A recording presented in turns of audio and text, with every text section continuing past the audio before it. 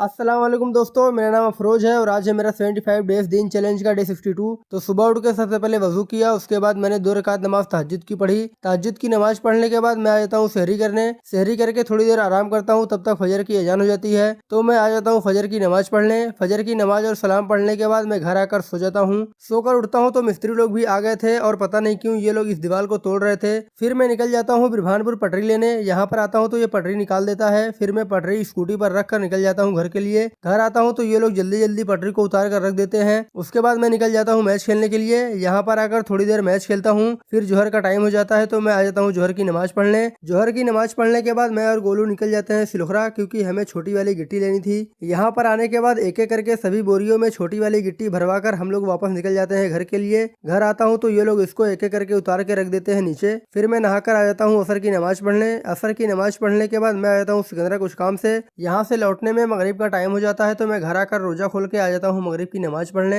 मगरिब की नमाज पढ़कर मैं घर आता हूँ तो देखता हूँ निखिल, कैस और वारिस भाई आए हुए थे। फिर मैं इनके साथ निकल जाता हूँ फूलपुर। यहाँ पर आकर हम लोग चाय पीकर बैठकर थोड़ी देर बातें करते हैं। उसके बाद हम लोग निकल जाते हैं घर के लिए, क्योंकि ऐसा की नमाज का टाइम हो रहा था। फिर मैं घर आकर आ जाता हूँ ऐसा की नमाज पढ़ने। ऐसा की नमाज पढ़ने के साथ अल्हम्दुलिल्लाह आज मेरा 75 डेज दीन चैलेंज का डे 62 भी कंप्लीट हो जाता है।